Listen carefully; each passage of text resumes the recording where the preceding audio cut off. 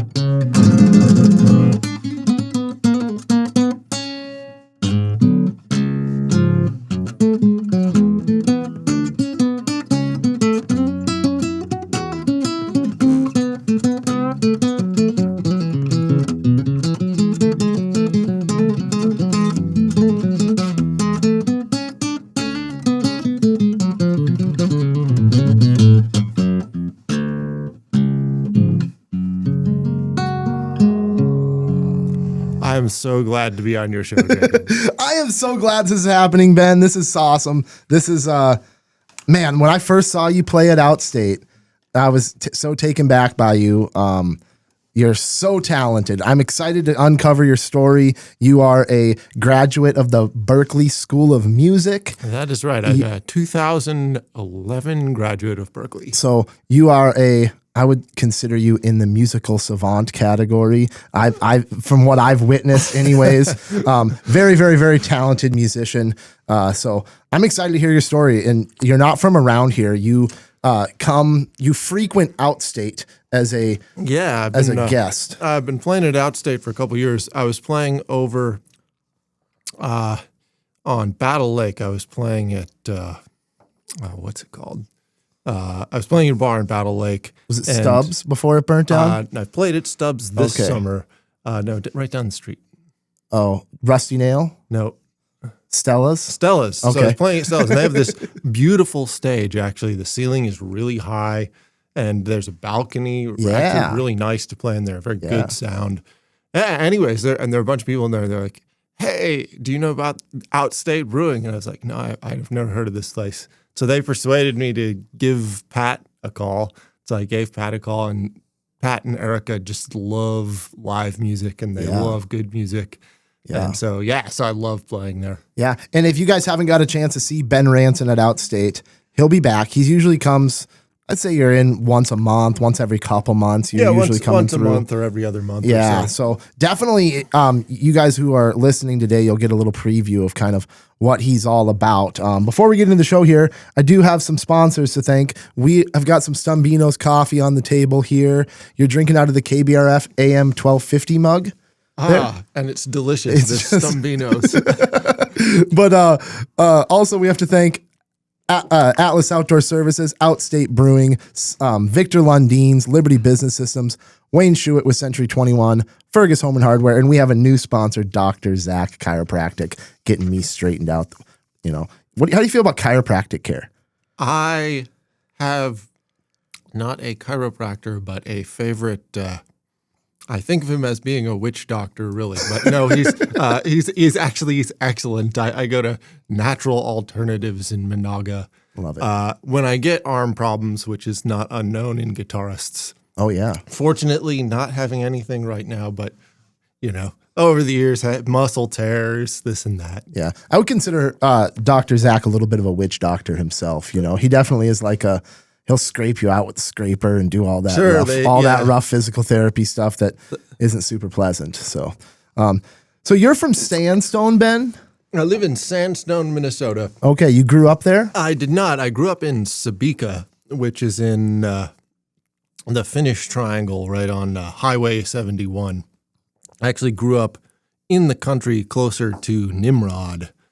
So, yeah, my parents were hippies, and they had been living out in Oakland, and they decided that they were going to get back to the land. So they were thinking of ways they might do that, and they picked up a copy of Farm Journal, and they saw an ad for a farm in Minnesota and they thought it was actually the island of Minnesota. So they went and they drove out. They had originally been from New Jersey and Massachusetts, so they were very urban people. They were dense urban area people. And so they came out and they bought a farm, not really knowing how cold it is or anything. And they survived. So your parents, they're a little bit, they're kind of hippies? They were hippies. They were hippies. I get the vibe from you that you very much got that embodiment throughout your life. I grew up in hippie culture in Minnesota. There's no question. Rural hippie culture. So, a lot of Jesus freaks. I love that. That's cool though. Yeah, that's where I come from. So how does a guy end up from hippie Minnesota to Berklee School of Music? You must have started playing music early. You must have found a knack for it early. It's interesting. So, I liked music a lot as a kid, but I didn't start playing probably till I was about 12, and it might have been 11. My older brother started playing the guitar, and I always felt the need to be competitive. And so whenever he tried to do something, I would try to do that. And I would do it when I was a year younger, and I would try to do it like twice as well. And so we had this very intense sibling rivalry. And mostly though, he was always 2 years older and better at everything since he was, he got to start first. But on that one, I started it and I was like better in about like a week. So, and then I just found that I loved it like crazy, and that was that. Were your parents musical? My mom played the guitar when she was young. My dad loved music and had a huge record collection, but neither of them really sang. Neither of them played music. But my dad really liked music. Like if you think of a person who's just a huge music fan, with piles of records and cases of CDs. At the time, shelves full of CDs. That was how it was done. Probably like some 10K festivals were attended. Yeah, sure. He was at the time he was he was really into the New York Mills Cultural Center and like local music type of events. So they would haul me off to watch the community band. He, for whatever reason, that he was always very, maybe it was because it was easy when we were growing up, but very much he loved going to like the local Mad Hatters. Although those groups are still doing it. So you picked up a guitar. How old did you say you were? I think I was 11 or 12. Okay, and then didn't take very long before you figured it out. By within like 2 or 3 months, I was trying to figure out how to play Santana. And then did you get a band going when you were a kid? Yeah, immediately. I was in a band within 6 months of starting playing. Okay, and who was that made up of? Yeah, so the first band, so I don't know exactly why, but there was one kid in my class. His name was Matt Jansen. He was about like 100 times cooler than anyone else. He was by far the coolest kid. And I don't know how he learned about it, but he was really into punk rock. So we started the only hardcore punk rock band in Stumbeano, Minnesota. We were called the Judo Chops. But we were so isolated that we did not realize that punk rock bands are not cover bands. Like the true punk rock band always makes up its own music. We did not know that. So we actually played covers of Misfits, Ramones, Dead Kennedys. So that's really where I got my start. Right. We were playing Operation Ivy,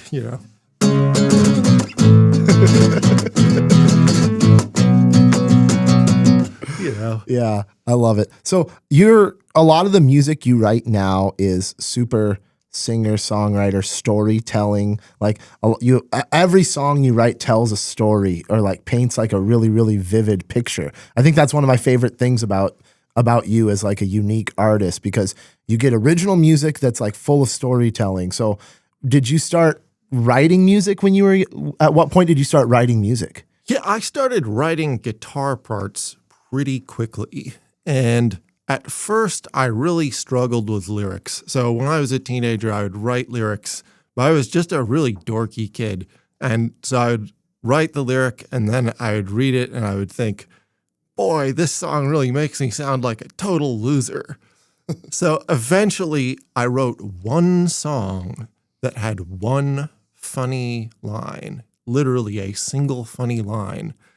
And I played it to myself, and I thought, you know what? That's way better. And so from there, I kind of went in the direction of almost always trying to write something that I felt that I would want to listen to. That is to say, something that I thought would amuse me. Mm-hmm.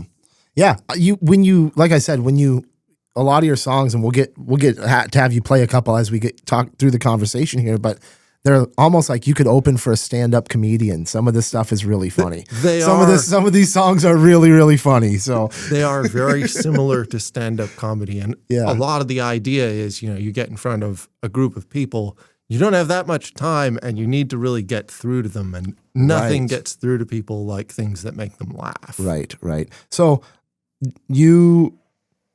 what does it take to get into Berklee School of Music? As a kid, what did you have to do to prepare yourself for that opportunity? So this is actually sort of interesting. At the time, they were pretty selective. They're more selective now. So I was a pretty good guitarist. I was a very good student. My mom really cracked the whip, and she was a math professor. So I had great grades, and I did well on things like standardized tests. At the time, though, this is not widely known, Berklee had a very unusual policy. They may have been the only college that has ever done this. Their policy was to try to let in as many people as possible and then fail them out.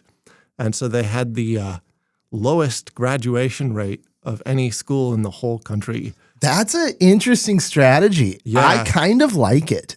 Well, their theory was that musicians often don't do that well in school, and so it may not be a very good indication of whether or not a person's a bad musician that he didn't get particularly good grades. And he might do really well at Berklee, where things are oriented towards what he does. I think it's absolutely true too. Actually, it was, and it's in some ways, very fair, but sort of a cruel policy because it meant that drummers had to pass counterpoint class, which is not always easy. What is counterpoint? We don't have to get into that. Yeah, no, counterpoint. Counterpoint is when you play two lines at the same time. So it's one of the things that I sort of specialize in. That's okay. I didn't know the terminology behind it, but that's super cool that we're talking about this because that's you play the bass along the top. I'll do an example here. Yep. So what counterpoint is it means, point, counterpoint. Literally there's one thing and then another thing is moving against that thing. So if you imagine two lines, one line goes up, the other line goes down. So in this case, I'll play a little bass line here, just like a common, like.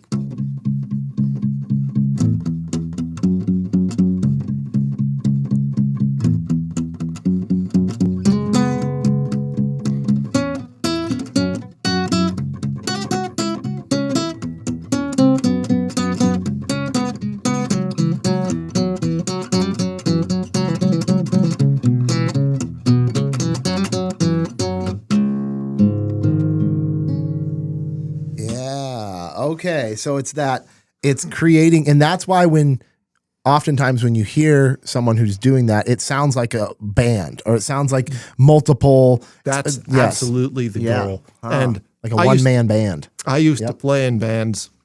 I had a bunch of bands, and when I started playing on my own, I found that I really missed having a bassist.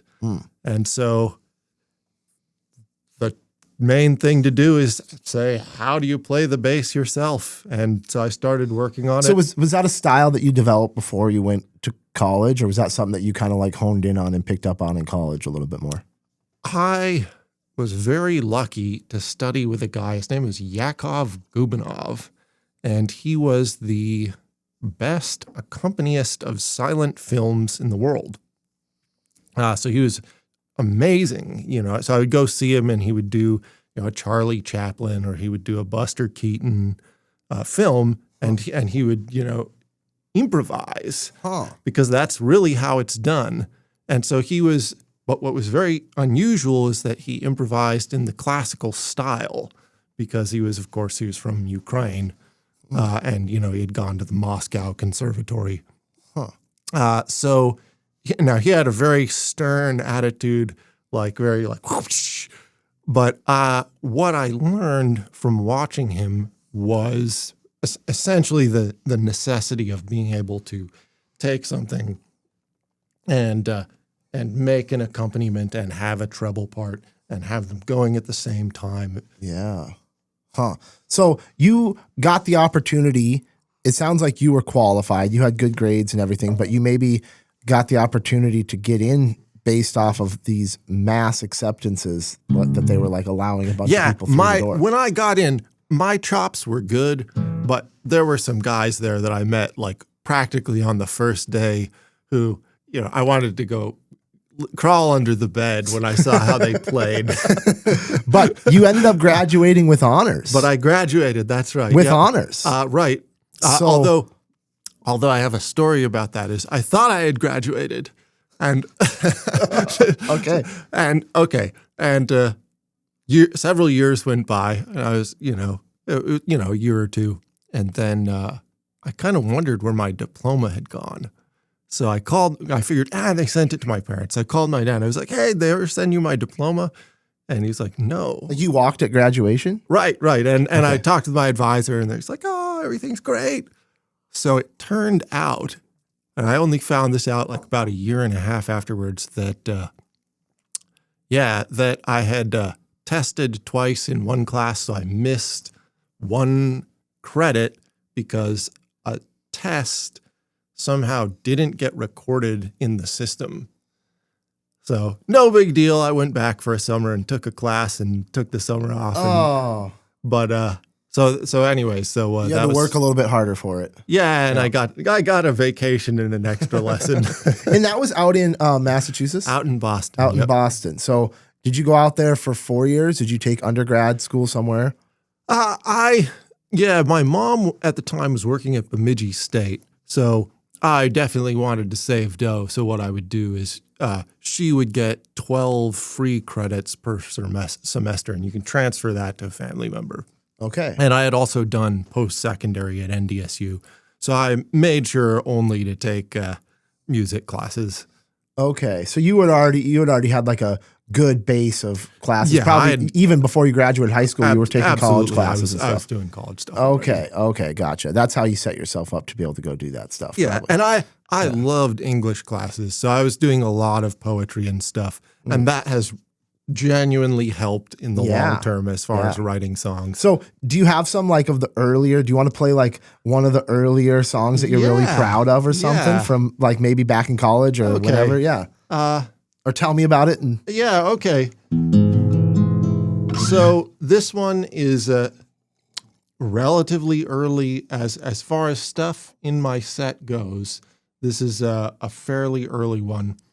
This is while I was first trying to learn how to write songs. And the thing that inspired this song, this is called Saint Urho's Revenge. And so it has a couple of things. One of them is the story of Saint Urho, which there are two levels. There's the actual folk tale that has become popular, and then there's the way that the folk tale itself has become popular. So the actual folk tale is that Saint Urho drove the grasshoppers out of the vineyards of Finland with his pitchfork. So the way the folk tale became popular was invented by the high school shop teacher in Managa in about 1960. And for whatever reason, it just became hugely popular in Managa, in Sabika, in New York Mills. And they celebrate St. Urho's Day every year, right about on St. Patrick's Day, mainly by drinking really heavily. But what happened was the town of Managa decided they needed a giant statue of St. Urho. And so they bought a bunch of wood and they glued it together and they hired a well-known national sculptor to sculpt this piece of wood. And what he did was he absconded with the money. He took off. So they were left with this big chunk of wood and no statue. So it just happened at the time that this drifter came through town, and he claimed that he was a wood carver. And since they didn't have any money, they offered him a really small amount of money. And indeed, he carved this iconic statue that's symbolic of Minnesota now. Okay. And so, but the thing is, they'd gotten burned once, and so they didn't want to spend a lot of money on varnish and various finishes to put on the statue. So it began very quickly to deteriorate. Okay. And pretty soon it had deteriorated to a point where maybe it was no longer repairable. Oh, no. And then there was this serious debate in the town what they were going to do about it. So they eventually replaced it with an enormous and very expensive plastic urho. And they laid the original urho to rest in a special mausoleum in the cemetery. Okay. So I combined that story with the story of Iron Man. Okay. If you recall, Iron Man goes into outer space. Okay. And he has to save people from some catastrophe in the future, but the catastrophe turns out to be him. Okay. So very, very, very long explanation. Let's hear that it. is a long explanation. I admit it. Here it goes.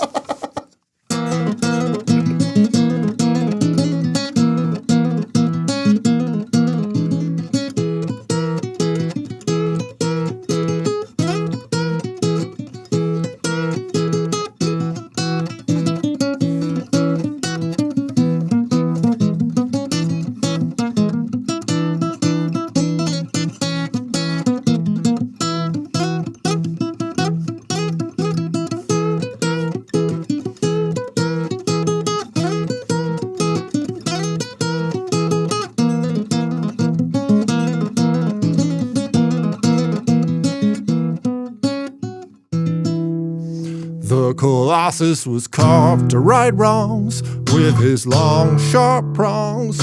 Now he's come unhinged.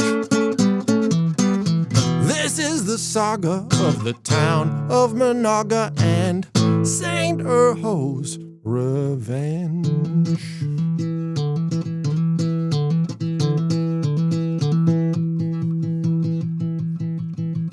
Can he chew beef and pork? He's standing like a statue with his big pitchfork.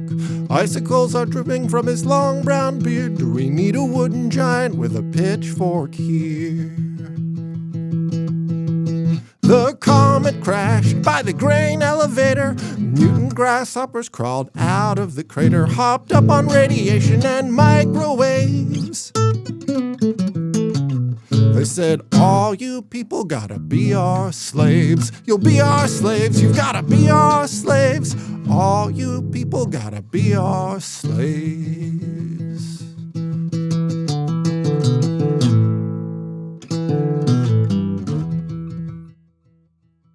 Saint Urho traveled into outer space for the salvation of the human race. He battled the hoppers in the cosmic void with a pitchfork forged from an asteroid.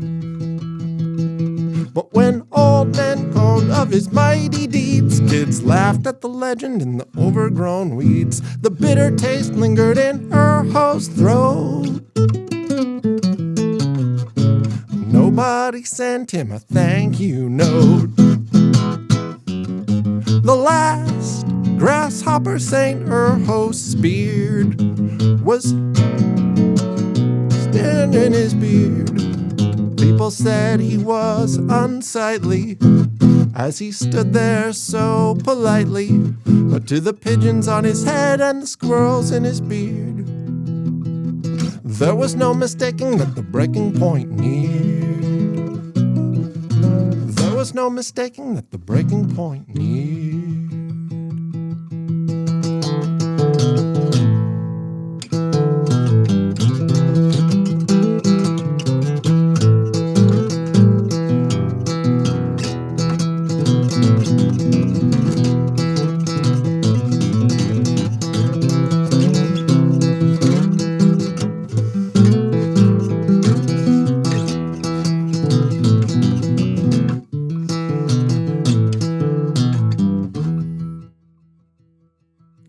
A spastic twitch betrayed his agitation as they voted to replace him with a plastic recreation. Icicles trickled with tears of wrath as his anger-pickled brain went psychopath.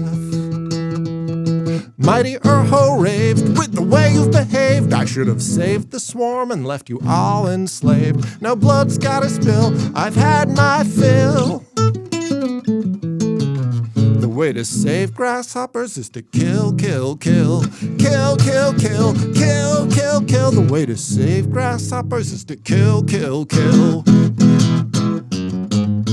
See the piles of guts and spines as he spears up the people on his long, sharp tines.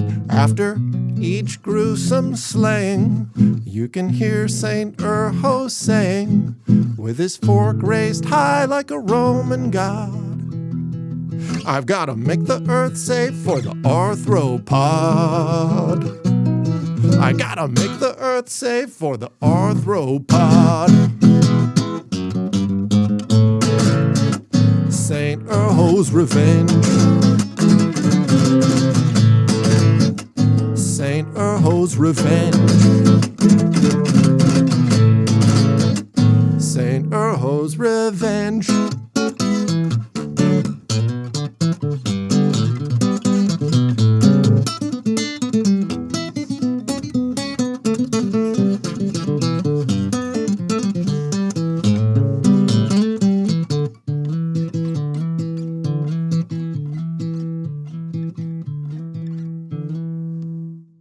Oh, that's some stuff there.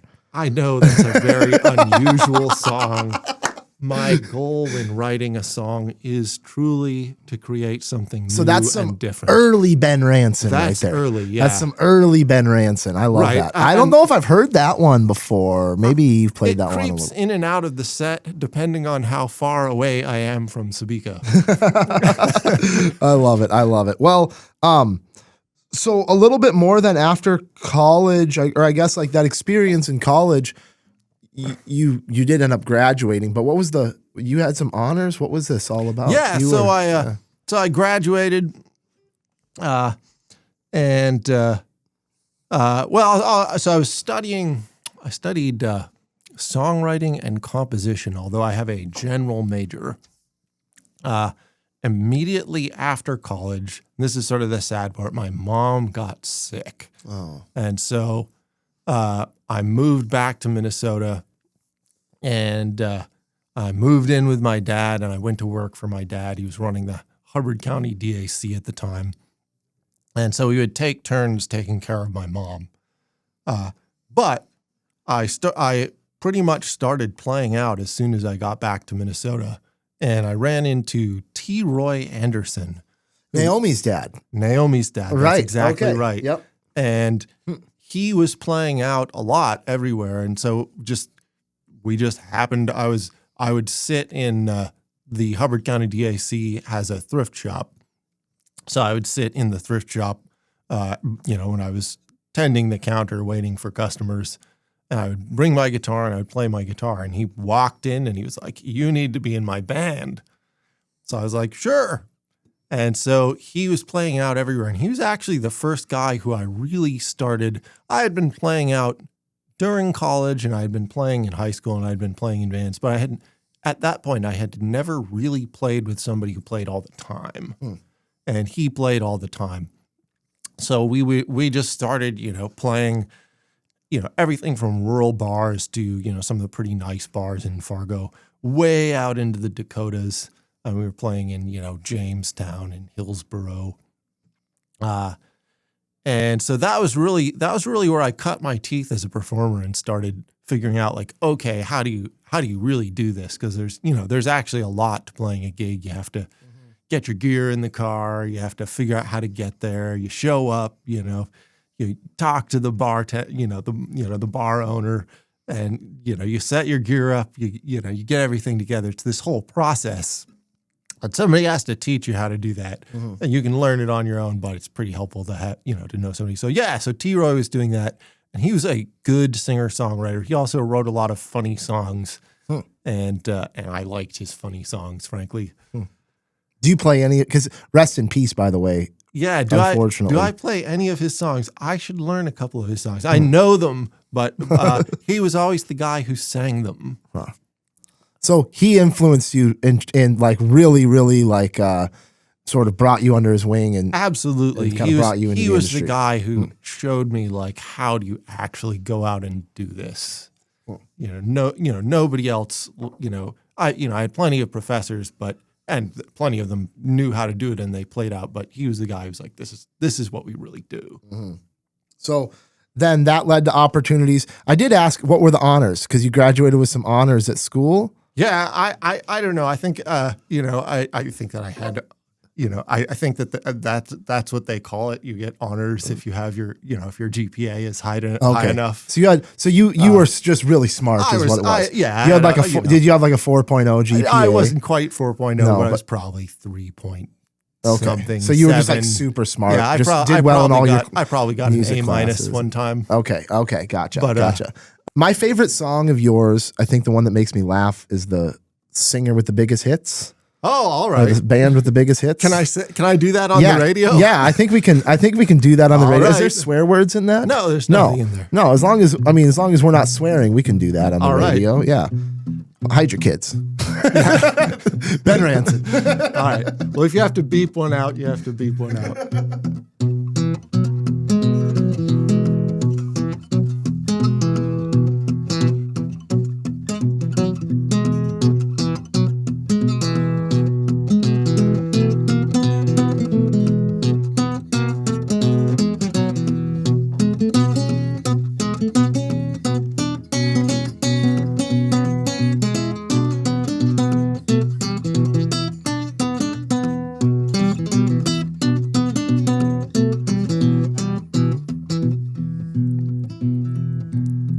Some folks like heavy metal for the dark, satanic screams, and some folks like gangsta rap with its violent urban themes. Some folks like a star who rocks out and then unplugs, but the thing for me is jug band music, 'cause I really like the jugs. Your band can practice till you sound like flattened Scruggs, but you'd still sound better if you had a pair of jugs. You gotta go with the sound that fits, though your singer may be a ditz, 'cause the singers in acts that are known for jugs are the singers with the biggest hits.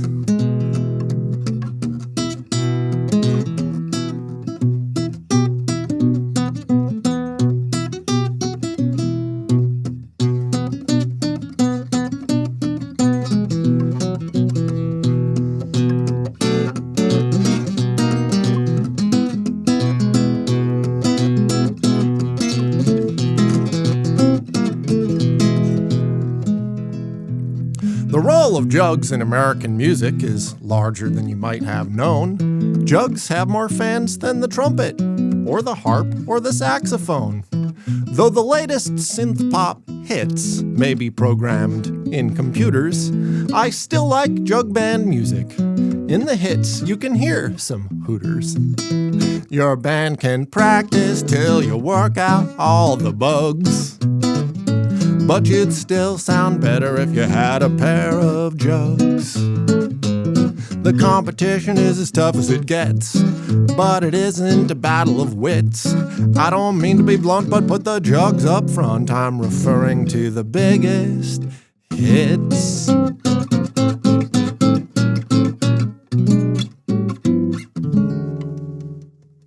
I love it. That's awesome. That's a great song right there. That's a hit right there. I believe that's a hit right there. So when did you write that one? Yeah, that one developed over a period of time. Frankly, I have another song, the name of the song that I can't quite say on the radio. Okay. That has to do with another body part. Okay. And I would just play the groove a lot. And I have this thing that I do that a lot of people, when they write a song, they okay, over and done with, we're moving on. But once I write one song on a subject, there's nothing to do but to write another one on that subject right away. So you can't play that one on the radio. Yeah, probably the other one is not quite radio friendly. That's fair. That's fair. Well, you've got some other songs that are. We might get into a few more here. But so that connection you kind of mentioned, you were playing out at Stella's, and that's how you got connected to Outstate and kind of became a regular there. Obviously, this is where your T-Roy was from, right? He was from this area. He had connections to this area or not? He was originally from Schuett.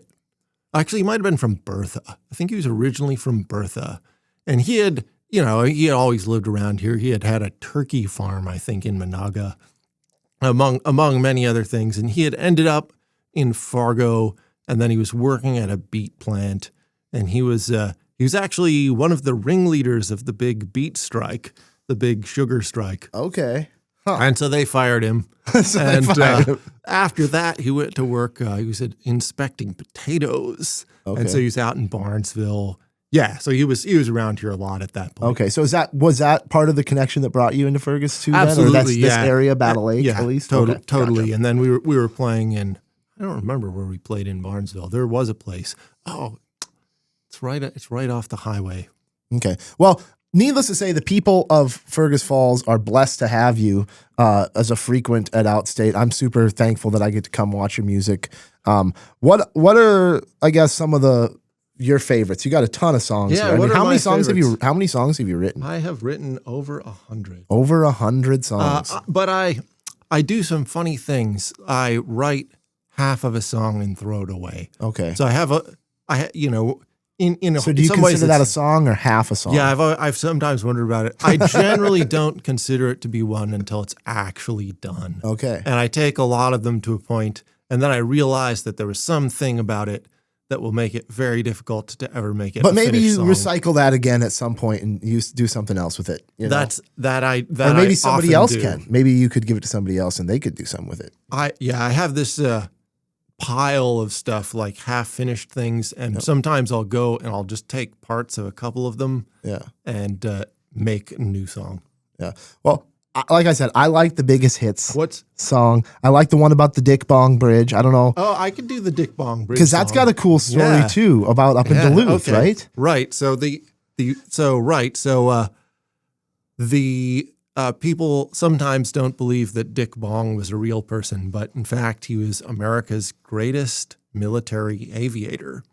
And in the Second World War, he flew the Lightning in the Pacific Theater, and he was our top ace. And he was sadly, he was killed right at the end of the war. The American policy was once you became an ace, they sent you back to the United States to train more pilots. So that's why, if you look at lists of World War II aces, you'll see there are German aces that have 100 kills, and there are no American aces that have, he had 30 something, I think. And that was very rare because usually a guy like that would just be sent back to the U.S. and they'd have him train more pilots. But he, at the end of the war, they sent him back to test jets, and he was killed in a crash. But this actually takes place before the war, and so you have to put yourself back into the early era of aviation in order to understand what's going on. Okay, so this one's for the aviators out there. They'll appreciate this one.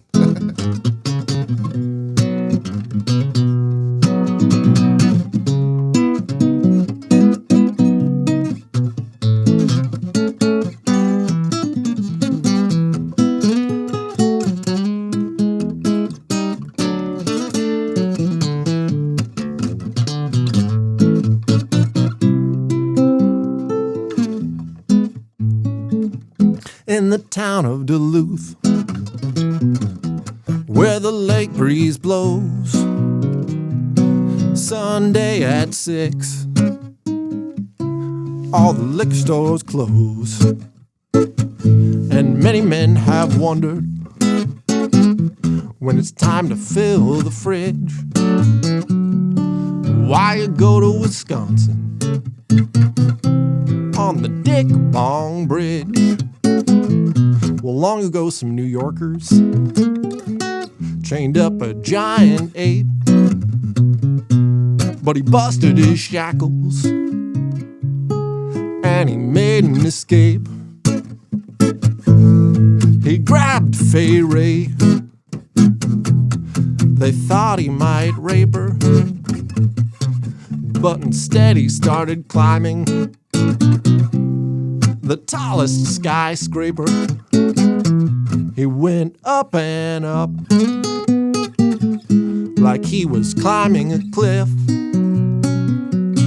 So the mayor called the USAF.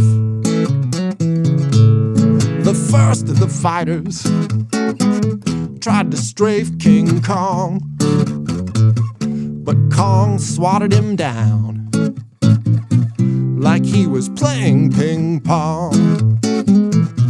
They shot their machine guns, windows busted into fractals,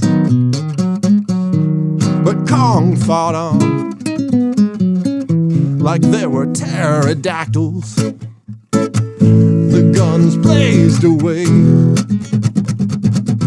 one under each wing, and their firepower was too much for the king. He set down Fay Ray,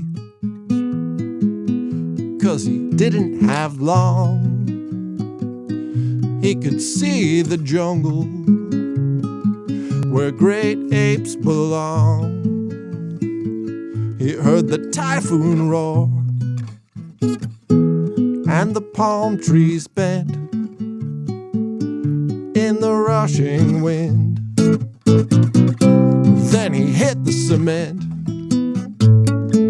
That's why they gave an award to Captain Richard Bong, the fighter pilot who killed King Kong. And getting back to Duluth, you look up at the ridge, coming home from Wisconsin on the Dick Bong Bridge. So that's a bridge. That's a bridge. It's a that's real the name bridge, of the bridge, between the Richard I. Bong Bridge. The Dick Bong Bridge, the right Dick there, Bong Bridge. connects you between Wisconsin and Duluth. And part of the song, you have to know, of course, the liquor store closes right at 6 Correct. in Minnesota on Sunday. In Wisconsin, you can go to the gas station and buy beer till 9. That's right. And I live just close enough to Wisconsin now that if I'm hanging out with some friends and we're over by the St. Croix or something, in fact, on Sunday, you can go to the liquor store in Wisconsin. Well, hopefully that's not the one that gets me taken off the airwaves. I don't think so. That's a great song. I think it's a great song. Thank It's you. super clever. Yeah. What else you got here? You got one more of your favorites, or what's one that you absolutely want to share? Another local one. Okay. This is probably actually, I don't know why even it's my favorite song. This is this one. I play on.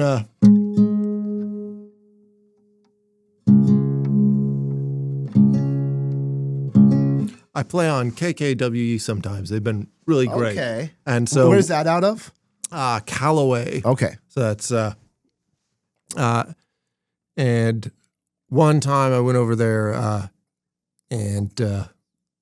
anyways, I was in the parking lot and it was a freezing freaking cold morning, like 20 below, and so I was in the car and I had my guitar and I had the heat on all the way and there's really nothing to do for about half an hour. And so I wrote this song. Okay.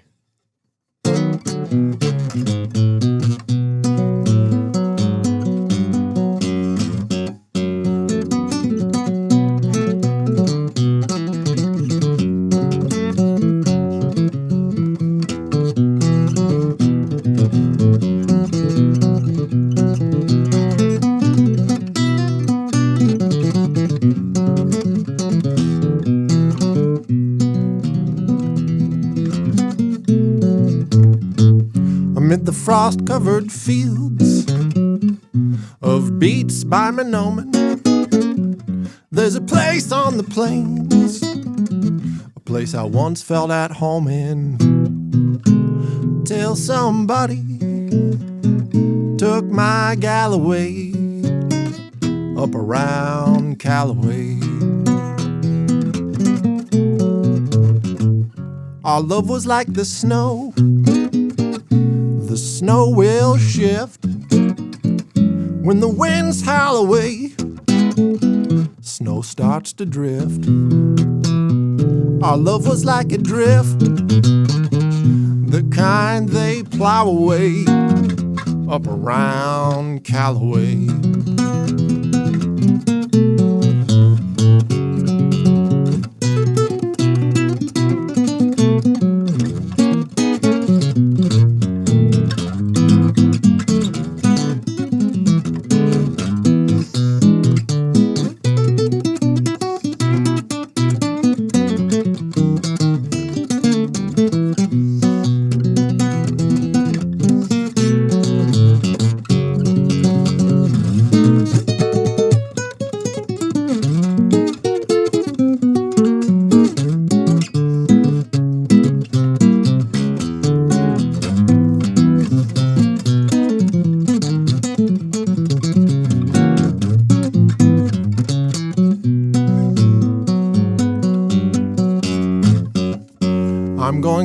Park Rapids, where they sell ice palaces. I'll get a new girl just as pretty as the Aurora Borealis is. You won't find me frozen in an alleyway up around Callaway.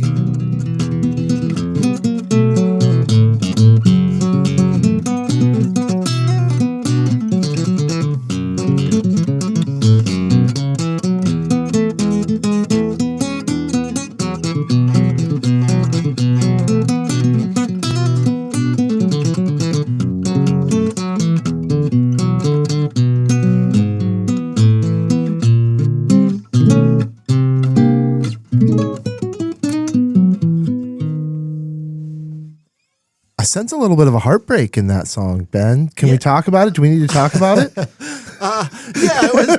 was. I would say that there was not so much heartbreak as maybe it was a passing affair. It came, it went. Yeah, great song. The heart, went out, but when it was done, I could write a song about it. There you go. Great song. It's a great song. So, well, we're about at the end of our time here on KBRF Radio, so we'll send out the people on KBRF Radio, but we are going to hang around for a little bit more. If you're listening on Spotify or YouTube or whatever, we'll hear just like kind of cap off your story a little bit, maybe get another song on the way out here. But where do you feel like your career's at now? Like, do you feel like you're kind of at a turning point with music? I am definitely at a turning point, which is really exciting. Okay. And I can definitely tell, like I've gotten to the point where I feel like my set is really interesting and it has some things in it which are just very unusual. Yeah. So that I no longer feel that I'm really doing something that other people are doing. Correct. Which is both terrifying and really exciting. So the thing that I love doing, which I think is is not much out there right now, is I love improvising, and I combine improvising by myself with writing songs that I hope are meaningful. I hope you listeners find them meaningful. So I think it's something that's just kind of not out there mostly. The improvisation particularly. There are definitely some guys, particularly guys who are doing blues, but also some guys who are doing stuff like bluegrass who are very good solo improvisers. Yeah. But it's mostly not a thing except in those genres. And I kind of come out of blues. T-Roy was way into blues. Right. I mean, sometimes you'll go off on these jazz blues riffs for 10, 15 minutes at Outstate. You'll just get lost in these. I can just get lost in playing blues. Yeah. And frankly, at home, I sit there, I throw the metronome on the table, and I'll start playing and I'll forget about it and then I'll be like, oh wait, I better eat dinner or something. Yeah. My thought was like, when I first saw you play, like you're the kind of guy that would be great to like during like the cocktail hour before a comedy show or something like that. Have you done some of that stuff open for comedians? I haven't opened. Well, I'll take that back. I have opened for, let's see, who did I do who was a comedian? I have done one comedian, but I've done cocktail hour only about 10,000 times. Only about 10,000 and times. in fact, when I'm rehearsing, I'm actually really lucky. There are a couple of cafes where I live, the Little Mermaid Cafe in the town of Ascove, and Joe Jitters in the town of Moose Lake. Okay. And basically I can just walk into those two places anytime I want to and sit down and start playing. And they're like, thank you, Ben. And it's so great to have. So whenever I just feel like it and I can take the afternoon off, I go over to the coffee shop and I'll play for like 2-3 hours. Wow. Awesome. Just to rehearse. Yeah. Just give the people at the coffee shop a little treat. Just, right. Yep. Awesome. And people love it. And it's like, so yeah. Getting back at, no, definitely like, things are going really well. And I've gotten to the point where I have a certain number of places where, like Outstate, another one later this month, I'm going to be playing at, Jack Pine Brewing in Brainerd. Nice. Which is where they're also just I love Jack Pine. Super they have nice. a beautiful brewery there. Yeah, that's a beautiful spot. Huge and wonderful. Usually I've played there in the winter before. Usually I play there in the summer. And usually, they have this big outdoor patio, a lot like Outstate. Yep, but bigger. They have a lot more space. Yeah. Yep, they got a lot more space. So cool. Well, and then obviously do you have albums? Do you have all these songs? Do you have them recorded? Do you have them all recorded? I have one record on Spotify right now, which is called Red Eye River. Okay. Since Sabika is on the Red Eye River. The story behind that is, so I went off to school, went off to college, and at first it would come out, you talk about where you're from and what's there, and I would just mention, I would be like, yeah, we were by the Red Eye and this and that, and people would be like, the red what? The Red Eye. So growing up, it never seemed that funny to me that the town of Minnesota has Red Eye Days. Red Eye Days. I have some Red Eye Days. I've had some Red Eye Days before. So, next steps. Do you want to record more of this music? Do you want to absolutely polish off some albums? I need to put out a record. Absolutely. I mean, I'm at a point where like, I have this backlog of material, like 30 songs that need to come out at least. Yeah. Well, maybe 40. It's cool to watch you play live because it's, like you said, it is a different experience. You're not trying to do the same thing as anybody else. You don't do any, shouldn't say any covers because you mix in some covers, but they're not like mainstream covers, right? I almost always play it'll either be a really traditional folk song like Frankie and Johnny, or it'll be a blues cover, like I cover some Johnny Winter, and like just obscure stuff for most people. Tends to be a pretty obscure stuff. But then all of your original music that mixes in and the stories you tell throughout the night, it's just kind of a fun. I've always enjoyed it. So if you haven't seen Ben, certainly look out at the board at Outstate for when he's coming through town and make sure you catch one of his shows. So what else you got for us for a song here? Do you have anything else you want to talk about before we get out here? Yeah. What do I want to talk about? Okay, I'll play another song here. This is more one that I have a story about this song. So this is called "Blinded by the Whiteness of Your Teeth," and so I love this one. Every once in a while, if you write funny songs, every once in a while somebody's going to get offended. You got to do this one. You got to do the Nicotine in the Nick of Time too. Nicotine in the Nick of Time. I love those two songs are the ones. Sure. So anyway, I did "Blinded by the Whiteness of Your Teeth" at this show, and I said something like, "Here's a song about optometry and dentistry." And this guy came up and he was dressed really nice. And it's after the song, he was just steaming. And he was like, no, it's ophthalmology. Kid you not. Blinded by the whiteness of your teeth. Ben Ranson. Let's hear it.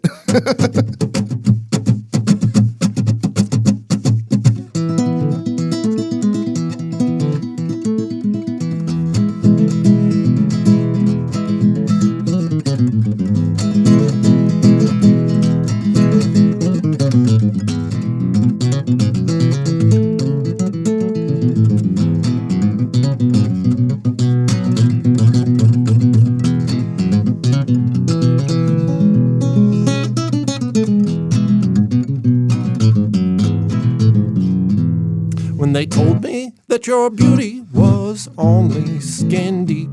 I tried, but I did not see what was underneath.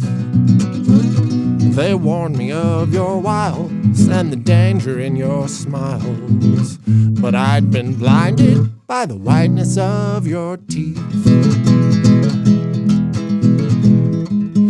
Blinded by the whiteness of your teeth. Blinded by the whiteness of your teeth. My best friends and advisors said to watch out for your incisors, but I'd been blinded by the whiteness of your teeth.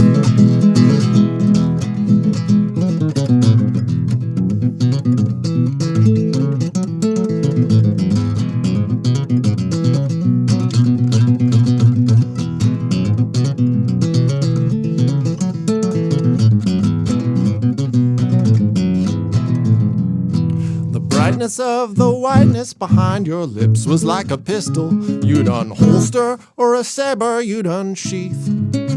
Though you were rotten to the core, I'd gone fluoride from the fluoride. 'Cause I was blinded by the whiteness of your teeth. Blinded by the whiteness of your teeth. Blinded by the whiteness of your teeth. The truth would have been crushing, but the flossing and the brushing left me blinded by the whiteness of your teeth.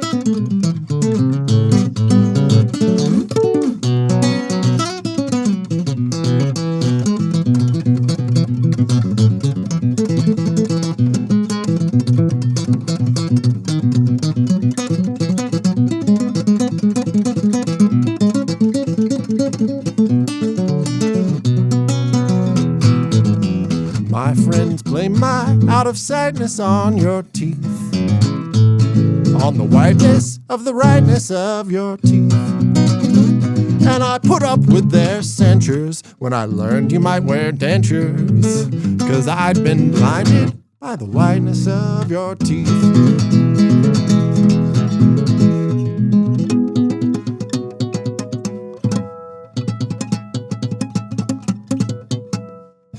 Wow.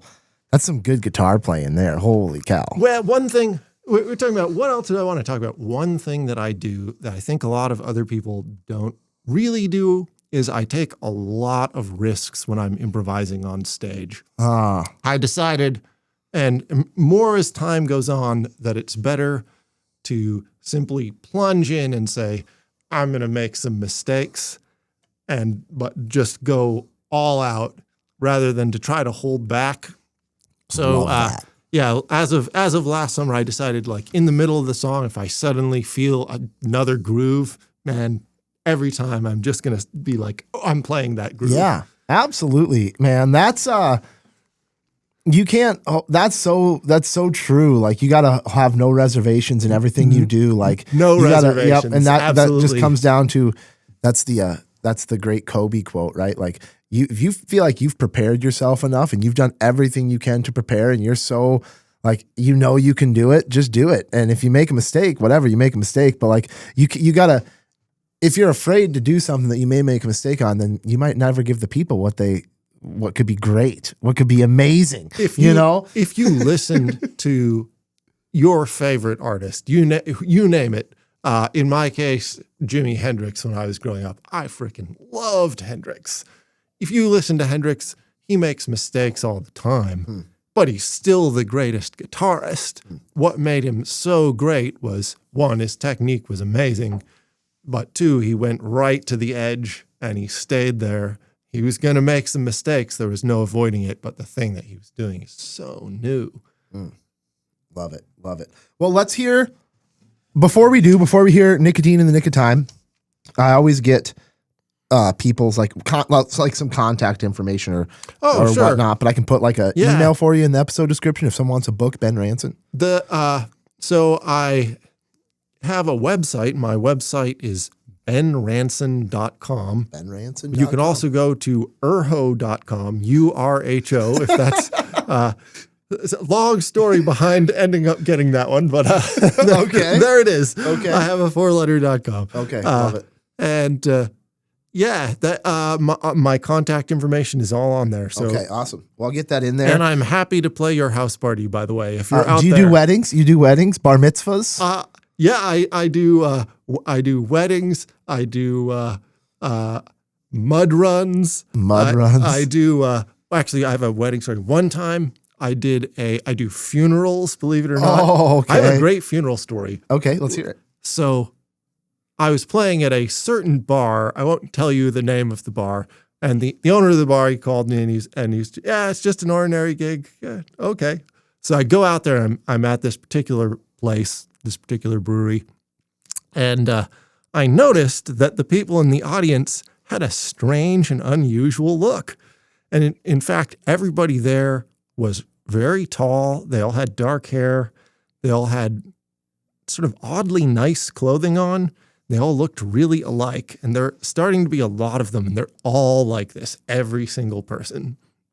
So this older lady comes over to me and they had various amusements going on. And she goes, well, are you here for the Deacon Joe event? and I said, sure. The bar hired me for this. Absolutely. And she goes, well, don't you think it's strange? They're having a cornhole tournament. and I didn't know quite what to say because I don't like to, make people in the audience angry. And so I said, well, it's a real nice game. It's real fun. And she just starts to get upset. And she goes, who ever heard of a cornhole tournament at a celebration of life? And then that's when you realized that you were at a funeral? Right. Whoever heard of a celebration of life where you do not tell the musician in advance? It's just a normal gig. Just come on, play the Dick Bong Bridge song, play whatever you want to play. It's a normal gig. But I know a couple. So I thought about it, and so I whipped out, the St. James Infirmary Blues. Okay. And you can do this. Like you're like, I can do this. I can do this. This is in my wheelhouse. I can play it. Yep. It came off fine. I bet it did. I bet it did. In fact, the poor man had passed away during COVID, and it was more than a year. It might have almost been 2 years later. So there was plenty of closure at that time. It was more of a celebration of life than like a funeral. They were getting together to have a couple of drinks and have fun. Yeah, so it turned out that they were you were the laughing. perfect guy. You were the perfect guy. I was the right thing. I love it. Well, I also ask people usually best advice relevant to their industry. So like in this case, like best, your best musician advice. Yeah. Okay. Guitarists out there, especially you kids, the thing to do is play your scales.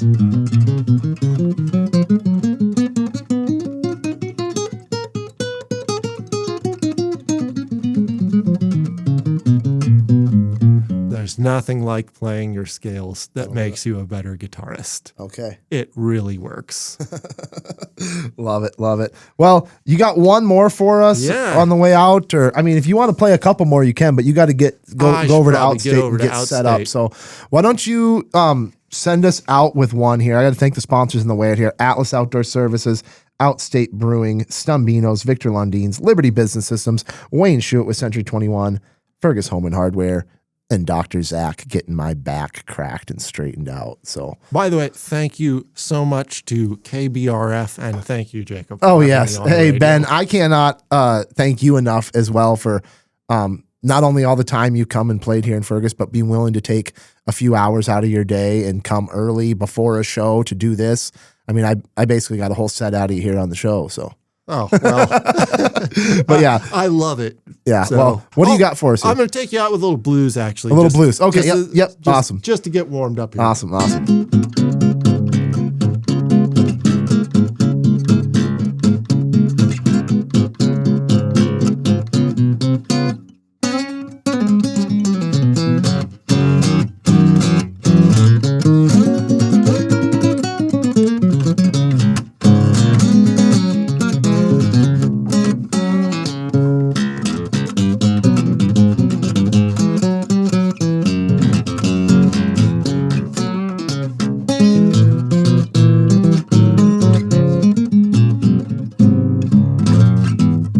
I'm your iPhone, honey.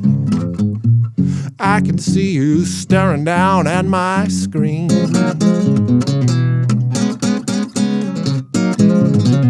Yeah, I'm your iPhone, pretty baby. I can see you staring down at my screen.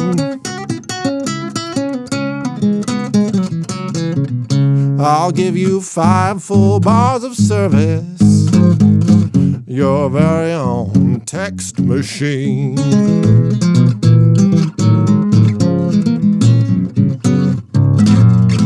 We'll hook up on Snapchat on the weekend when you get free.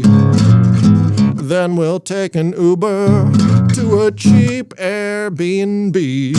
I'm your iPhone, honey, the #1 gadget on the scene.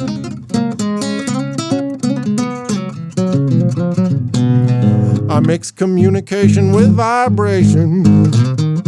Your very own text machine. All right.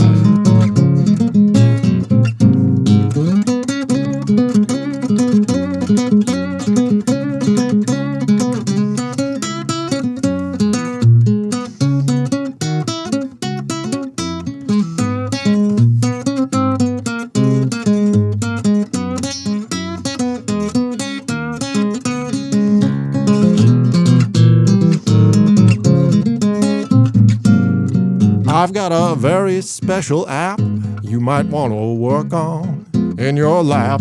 It syncs up the way apps do. You tap your phone and your phone taps you. But you'd better bring home some crypto and check your terms of service twice. I'll need some kind of a non-fungible token of your affection, or you can find yourself some other mobile device.